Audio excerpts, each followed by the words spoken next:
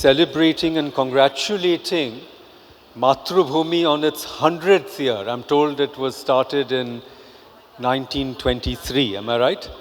So it's 100 years of Mathrubhumi, this wonderful newspaper which I can't read because it's in Malayalam, but it is obviously a very important newspaper which has also shaped national consciousness, which is really my first point. Because if you remember this important book by Benedict Anderson called Imagined Communities, it's a theory of how nations are formed. He says, and it's a 1983 book, we've forgotten it now, but it used to be very popular 15, 20 years ago. How many people have heard about this book? Imagined Communities by Benedict Anderson. A few of you have. But he links up nationalism with print capitalism, okay? And Mathrubhumi, as a major newspaper started 100 years ago, contributed to this imagined community that was the nation, if you go by the argument that you saw or you found in Benedict Anderson. But the very title, Mathrubhumi, gives you a very important suggestion about how nationalism in India works.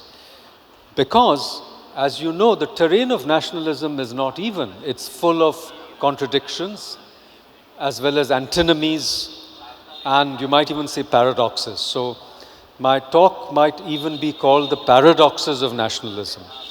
And I'm going to outline some of them.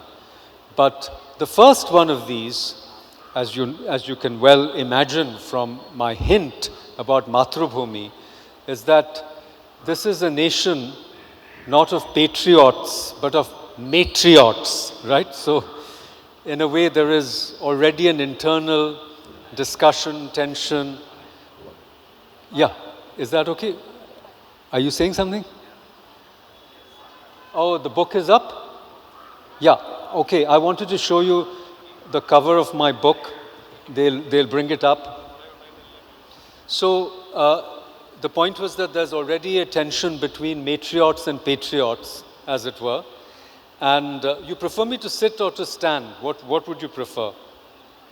My notes are in front of me, but I also have them on my phone. If you prefer that I stand, I don't mind. What is it that you'd like better? Sitting is okay? Sitting is more relaxed? Kerala is a place where you should be relaxed. Am I right?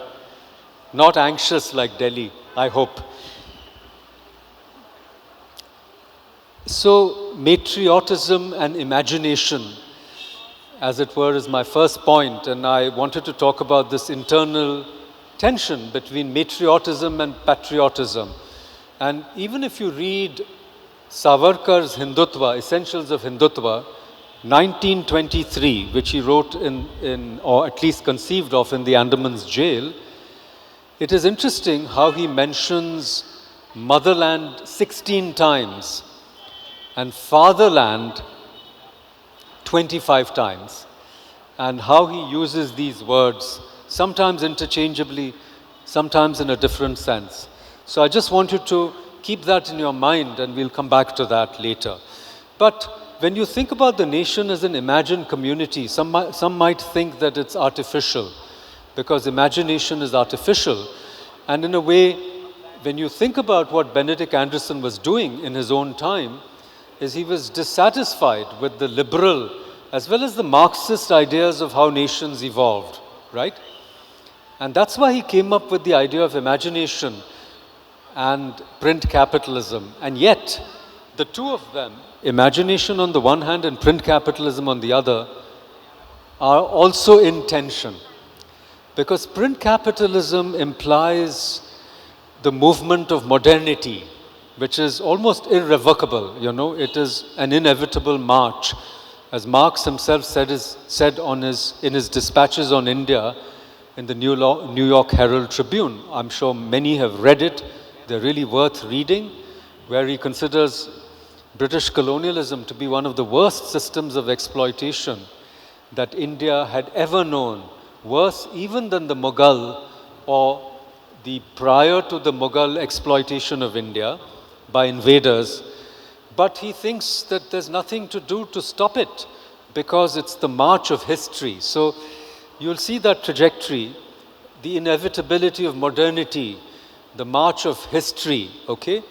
And in some ways, you know, the advance of capitalism, and in this case, print capitalism, which creates an imagined community. If you read Indu Lekha by Chandu Menon, again published in the 1890s, 1899, I believe, it also represents that idea of nationalism, because somebody in Kerala can read what is happening in Bengal and feel a part of the same narrative. Whereas prior to that, what Anderson says is, community was only felt by people living in the same neighborhood or village. But suddenly, because of print capitalism, you could imagine people very far away also being of the same community or nation, such as yourself. But as I said, between print capitalism and imagination is also a tension. Because imagination is a very romantic idea. Those of you who are students of literature know, for example, the very famous letter written by John Keats on November 22nd, 1817, to Benjamin, one of his friends, and he says, the authenticity of the imagination, that's how that letter is now famous. He says, I am certain of nothing but the holiness of the heart's affections and the truth of imagination. What the imagination seizes as beauty must be true. So imagination is not something to be trifled with. It's not just a thought. And in Biographia Literaria, that is what Samuel Taylor Coleridge says. He makes a distinction between fancy and imagination. And he says fancy is associative. It's a lower order of the mind. But imagination is essemplastic. In other words, imagination is a creative force. It can bring something into being. And it actually links up with the Greek idea of the poet and the Sanskrit idea of the kavi as creators. So the nation is actually created and imagined. So imagination is an act of collective creation, like a yagya, which is the idea in Anandamath, 1888, Bankim Chandra Chatterjee, where the idea of Bharat Mata is imagined. That's why I said a nation of matriots and not patriots. So the imagination is not, it's a romantic idea. Capitalism is not a romantic idea, not so much a romantic idea. So you can see the tension internally in the imagination of the nation. So when we talk about the reimagination of India, it's not something that is trivial or light-headed or light-hearted. It's a very serious business. And we are all together in a way in the process of reimagining and reconceptualizing India, especially if you apply Benedict Anderson's mode of thinking, then today's world is not the world of print capitalism. Instead, it's the world of digital media and mass media. So how is India to be reimagined in the world of mass media and digital media is an underlying question that we might think. So you might see, friends, from my approach already that I'm not going to take up the topic from a very ideological or political standpoint, but from a more, what I would call, critical and hermeneutical standpoint. And this is an important distinction to make. And I'm now transiting to the second point, because what I'm presenting to you today is taking the arguments in this book forward. You know, the book is here, and I want to read you a very small excerpt from this book, because what happened in JNU was, in a way, the microcosm, the theater of what was happening in India as a whole from 2016 onwards. So many people here have a connection with JNU and they love JNU as I do. But I must say that the old JNU is finished, you know, and you might say that the old India is finished. Finished in the sense that, you know, something new is going to be born. And I was witness to that pulverization of that old JNU, and the book is about that. But, as I said, it has two aspects. One aspect is nationalism and the other is India's uncivil war. What do I mean by that? By uncivil war, what I really mean is the times that we are going through, you know, a time in which we are in a state almost of civil war. In a civil war, you shoot each other, right? Partition was a kind of civil war. That's why I call it uncivil war. Uncivil is actually a twist because it means impolite, right? But at least it's not a civil war where people are killing each other. It's an uncivil war where there's an intellectual battle and both the polity and civil society are polarized. So if I were to give an epigraph to my talk, I would say in a divided polity and civil society, extremism is easy and moderation is radical. Moderation is difficult. To be moderate is very difficult. And to be extreme is very easy. In fact, we have competitive extremisms, competitive intolerance, okay? So what is the solution to this polarization? In JNU, I witnessed that polarization, and it was characterized, you know, by all these strange paradoxes. The more moderate you are, the more extremist people will call you, okay? The more liberal you are, the more intolerant they will say you are. And the more liberal you claim to be, the more extreme you are, the more cancel culture, the more woke. So words don't mean what they're supposed to mean.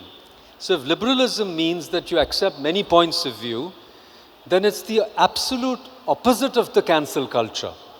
But in the name of liberalism, you've got wokeism or cancel culture. So these are the paradoxes of our time. And the more extremist you are, the more inclusive you will claim to be. The more violent you are, the more peaceful you'll say your tradition is. So these are some of the paradoxes of a divided polity and society which we witnessed in JNU, which I was a witness to. And what is the counter to it? The counter to it is what I call intermedial hermeneutics. So this is my approach. My approach is of intermedial and critical hermeneutics as opposed to ideology and politics. Because I think ideology and politics divide us and they increase this polarization of society which we are going through today in India. But it is also a feature, I might say, of all democracies, which is again the paradox of democracies, that democracies are much more polarized and divided today than authoritarian societies, but we don't really know what is happening in authoritarian societies because there is no way of understanding the debates, the discussions, or the underlying tensions that are going on because information is tightly controlled in those societies.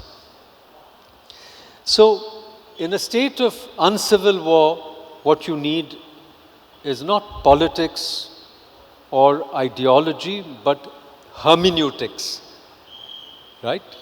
And intermedial hermeneutics. What do I mean by that?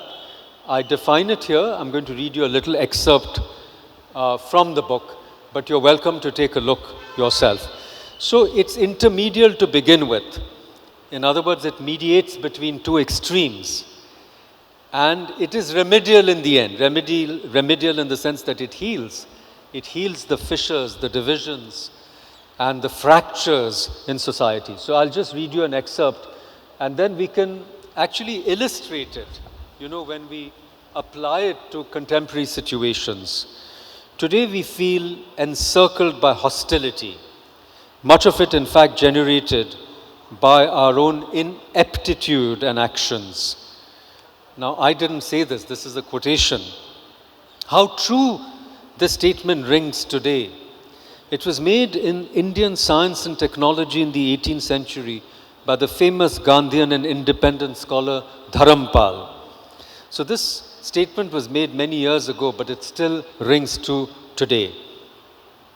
Following his lead, I would not presume. When we find ourselves in such dire straits, we are compelled, as it were, to evolve a hermeneutics of mediality. That is what we need today, especially those of us who wish neither to be ultra-left nor ultra-right. What is the hermeneutics of mediality? Medium, medial, median go back to very old Indo-European roots, from whence also spring common Indian words such as madhyam or madhyam. Those interested in classical Indian thought will immediately see the connection with the Mahayana Buddhist school of Madhyamak. You know, it's associated with Nagarjuna. So, intermedial hermeneutics is a way to return to our own original, healthy, unfragmented, undivided state. To begin with, then, our project will be intermedial. But if it is truly to succeed, it must also be remedial. Being in good health, swastha, okay, swa-astha. It really means being in your own state, abiding in your own self, okay, or your own natural state of well-being. Returning to a healthy state, whether for an individual, for a society or a nation, is predicated upon the restoration of equilibrium, which of course can be very difficult in times of a polarized polity and society. And that is why intermedial hermeneutics is the need of the hour. And intermedial hermeneutics assumes that an extreme position is inaccurate. Let me just give you an example. If you think about the Bharat Jodo Yatra, now you can have two extreme positions. I'm just simplifying it for illustrative purposes. The Bharat Jodo Yatra was an astonishing success. Bharat Jodo Yatra was a total failure. Intermedial hermeneutics would mediate between these two extreme positions, in a way rejecting both of these extremes, and then try to find a position between the extremes which reflects the reality a little more accurately. And you can apply it to any other situation. Narendra Modi is the divider in chief. That was the headline of a Time magazine article. In fact, not article, it was the cover story. Narendra Modi is the uniter in chief. And then you'll see both statements are inaccurate. You can use intermedial hermeneutics to, as it were, talk to both these extreme positions and try to find a middle ground. This is only for illustrative purposes. So now, let me come to the third part of my talk. In this book, I talked about two kinds of nationalisms, the nationalism of Tagore and the nationalism of Gandhi. And I'm going to very quickly summarize what I said in this book. And in my view, if you look at the trajectory of Indian nationalisms, it's a story of grand failures, okay? But grand failures are also better than paltry successes, okay?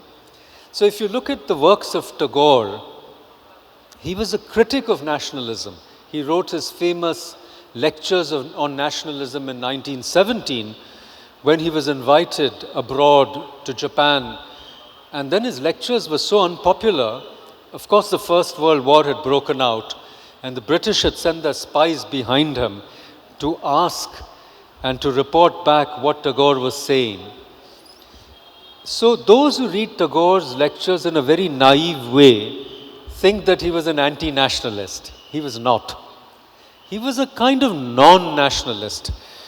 Because nationalism in Tagore doesn't mean what we think it means. It actually means imperialism. Nationalism is an extension onto other countries of an aggressive and dominating sense of your superiority. That is how Tagore views it. And he looks at it as a pernicious ideology. So here is Tagore, he lands in Japan and he starts criticizing nationalism at a time when Japan is arming and trying to become a competitive power to European imperialists. It has defeated Russia, it's militarizing and industrializing rapidly, and now has already started invading Manchuria, that is in China. It's already become an imperial power. And Tagore dares to criticize Japanese nationalism. So after a couple of lectures, he found himself not so welcome, and he sails across the Pacific Ocean and goes to America and finishes his lectures there, and they're published there. And America has not yet joined the war. And soon afterwards, America also joins the war on the side of, against the Axis, on the side of Great Britain and the other allies. And even in America, in San Francisco, Tagore is heckled by members of the Ghadar party, for being a collaborator of the British. So the history of the Tagore family, and if you read George Lucas's review of Ghore Baire, Home and the World, it's a very negative review. Very erroneously thinks that the central character is modeled on Gandhi. It's not, because Gandhi came back to India in 1915. But we'll go to Gandhi in a moment. Anyhow, so in his novels, so you have to balance Tagore's views of nationalism from his lectures, which are not so positive, and his huge collection of essays, novels, short stories. So in his novels, if you look at Gora, Tagore rejects the collaborative kind of nationalism that his critics sometimes accused him of. And you know that Tagore returned the knighthood, and he was a critic of imperialism. But he was also a critic of revolutionary action. So Tagore was an anti-revolutionary, which is, if you tell that to Bengalis, they don't like it. He was very distrustful of armed revolution. Anyhow, so Tagore's views on nationalism are neither in favor of armed rebellion against imperialism, nor in favor of collaboration. In fact, you have to tease out his views, and he endorsed a lot of what Gandhi did also. They were great friends. He opposed Gandhi on Charkha, on Swadeshi, on the Bihar earthquake. But by and large, he felt that Gandhian nationalism, which was peaceful and constitutionalist, was good. But Tagore was actually a proponent of civilizational nationalism. And it's very interesting that Tagore had a paradoxical view of nationalism. If you read Gora, it is not Punjab, Sindh, Gujarat, or Maratha, which is an arithmetic and accumulative nationalism, but neither Punjab, neither Sindh, neither Gujarat. If you read the end of Gora, because Gora is a critic, Gora turns. Gora is a foundling, like Kim is a foundling. If you know Rudyard Kipling's Kim, Gora is actually an Irish orphan found in the Great Revolt and raised by a Hindu family, and he becomes a militant Hindu. He doesn't know who he is. And in the end, he renounces that militant Hindu nationalism. That is the story of Gora. And all the so-called positive characters in the novel retreat to Shimla to rethink Indian nationalism.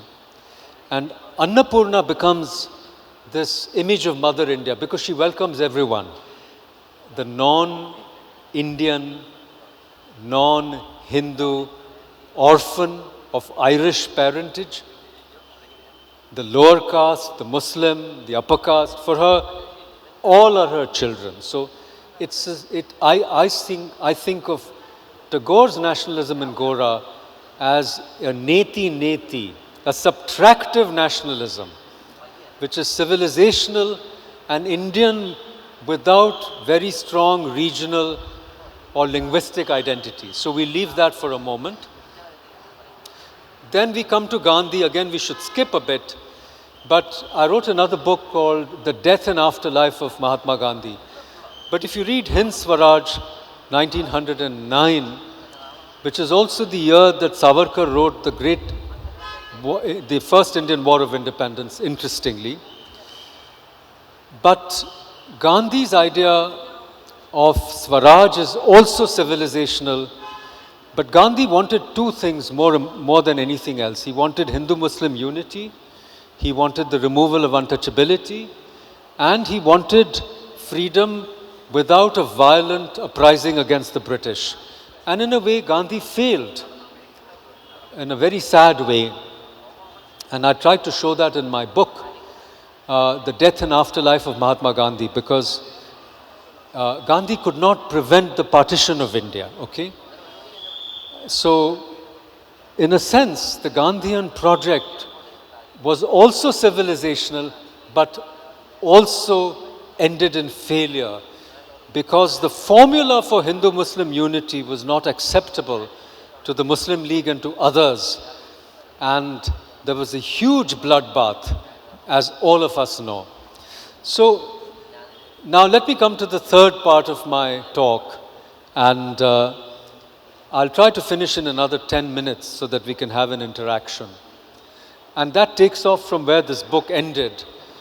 And if I can, I want to write a follow-up book, which has nothing to do with JNU, but very much to do with what happens to nationalism, in a way, nationalism after Gandhi. And the important figure is, of course, of Jawaharlal Nehru. And Nehru dies in 1964, you know, and he dies in a way a broken man because of the Chinese invasion of India in 1962. 27th of May, Nehru dies.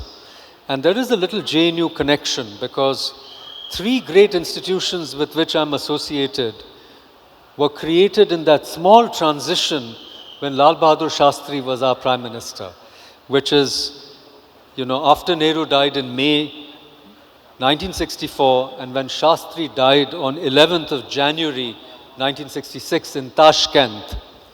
And some may say that he died under mysterious circumstances, under suspicious circumstances.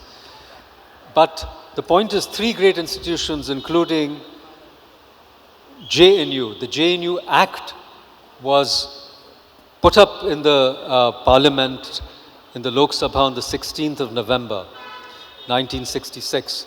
But the other great institution was the Indian Institute of Advanced Studies, Shimla, of which I was the director, and the Nehru Memorial Museum and Library. And the education minister was another great man we don't talk about, MC Chagla, Muhammad Ali Karim Bhai Chagla. So these three great institutions have all been changed radically and fundamentally, which also represent the change in Indian nationalism. So JNU, I've already described the big change in JNU, but what happened to Nehru, Nehru's idea of nationalism, of Asian unity, of an alliance of a socialist, communist sort with China and other decolonized countries, most of these ideas failed. And you know, China invaded India. Nehru refused a seat in the Security Council. And if you read Pranab Mukherjee's book, apparently Nepal also offered to merge with India. You know, I can give you the reference. It's in his book, My Presidential, I'll tell you the name of the book also. But Nepal's King Tribhuvan Bir Bikram Shah, the presidential years. This is Pranab Mukherjee's, former president's book. And Nehru refused. And today, you know, Nepal is ruled by a communist party, which is very closely aligned with China. So India is being encircled, you know, by hostile powers on both sides. You know that. So I'm saying the great Nehruvian idea of India also resulted, I think, in a failure. Again, we don't have time to go into all of Nehru's blunders. Kashmir is one of them, as we know, but many others. The invasion of China, and Nehru wrote 2 abject letters to John F. Kennedy, saying we need your help when China invaded India. Of course, it was a very short invasion, and so was our war with Pakistan, which lasted some 21 days when Shastri was our Prime Minister and ended later in Tashkent. But even during that war, which happened in September 1965, and we had a food shortage, it was a Cold War, and Shastri and Radhakrishnan and Chagla still were able to conceive of these 3 great institutions of intellectual activity for India. So if you want the nationalisms after Gandhi and Tagore, then the nationalism of Nehru, you can call it Nehrutva, okay? That also ended in a colossal failure.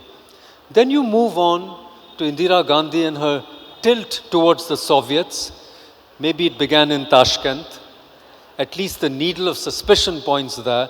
And JNU was a part of that deal where you handed over a sector of the Indian system, the education system, by and large to the left, to the organized left. And you know that Kanhaiya Kumar, the JNUSU president, who was a CPI-affiliated student union president, then joined the Congress party and of course lost from Bihar, Begusarai in the Lok Sabha election. That's a different story. So how a close collaboration happened between the Indira Congress and a certain section of the communists, and that's why the Communist Party split into CPI and CPN. So this was Indira, so I call it the Gandhitva, Indira Gandhi's kind of nationalism, which was tilting India into the Soviet bloc during the Cold War. And of course, nationalizing banks, you know, bringing in secularism and socialism into the Indian preamble through an amendment of the Constitution, as you know, during the emergency, the dark days of the emergency. And that sort of leftist, statist, secularist model of nationalism also collapsed with her own son, Rajiv Gandhi. And of course, though Mrs. Gandhi divided Pakistan, she also created a very big problem in Khalistan agitation with Operation Blue Star. And her own son then opened up the economy and went towards liberalization, right? LPG, privatization, liberalization, and ending the license permit quota Raj. He and Narasimha Rao dismantled what Mrs. Gandhi tried to do. And now we are coming closer to our own times. You know, Manmohan Singh, Sonia Gandhi, their kind of nationalism, which some may say the nationalism where everything was looted and was for sale. But I don't say that, other people are saying it. But people thought it was not such a good kind of nationalism, you know, when there was scandal after scandal and scam after scam.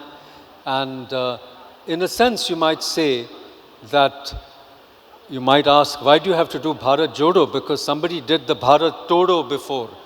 And who did it? We won't talk about it. And finally, now you're coming to the Vajpayee years. And of course, there were 10 years of Manmohan Singh after Vajpayee, but you might call it Hindutva 1.0, which was really coexistence with the Congress system. And you might even call it interpenetration of the opposites. The Congressization of the BJP and the BJPization or the Hindutvaization of the Congress to an extent. The interpenetration of opposites is, of course, a Hegelian and Marxian idea, okay? That the opposites are not so opposites after all. And from Hindutva, now we are talking about Moditva. And what does Moditva do? It undermines and destroys, as it were, Nehrutva through three big things. Ayodhya, which was done through the Supreme Court, the rescinding of Article 370, which is, if you look at the Constitution, supposed to be a temporary article, which had become de facto permanent. Article 35, which was an addendum of a temporary article, which had also become very pernicious in that you can't buy property in Kashmir, even if you have been living there for 75 years. Anyhow, undoing that, and CAA, all very controversial, by the way, but all of them setting the stage. That's why I don't call it Hindutva. I call it the next phase of Indian nationalism is actually Moditva, right? And we are in the middle of that. And the founding figure at the back of Hindutva and Moditva are, of course, Savarkar. And now we've had a spate of books on Savarkar, not only in English, not only Vikram Sampat's 2 volumes, but Vaibhav Purandare's book on Savarkar, another interesting book by Uday Mahurkar, who's our information commissioner, but a new book by Vinayak Chaturvedi, which I recommend, which is on the uses of, I'll tell you the title of the book, Hindutva and Violence, V.D. Savarkar and the Politics of History. Now, very quickly, before I end, I wanted to say that Savarkar's Hindutva is also full of contradictions, just as all these other kinds of nationalisms are full of contradictions, as I've been suggesting.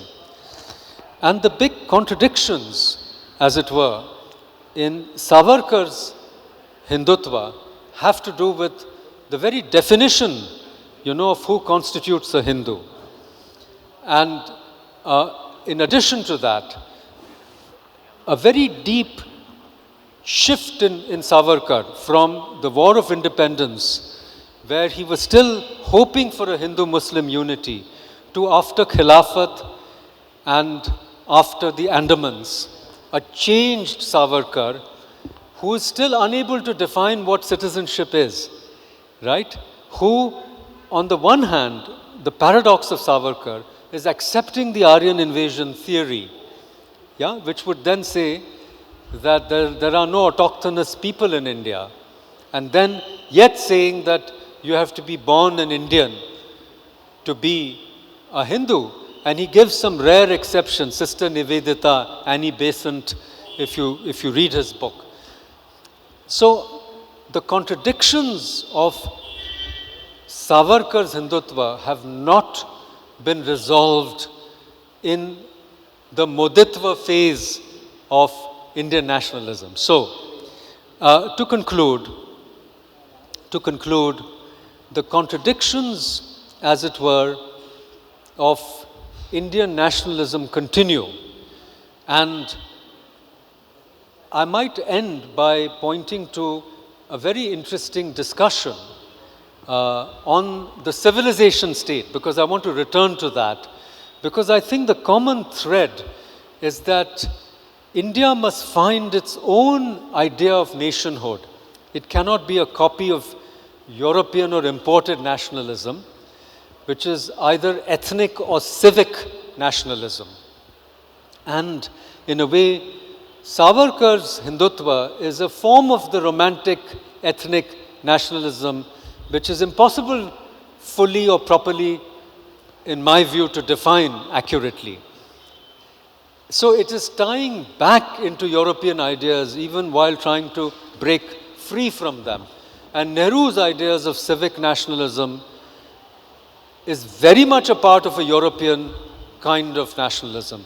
So there's a very interesting article by Bruno Macias, who was Portugal's Secretary of State and who's written two very interesting books, History Has Begun and the Geopolitics for the End Time in NOMAG, okay? It comes out from California, called The Return of Civilizations.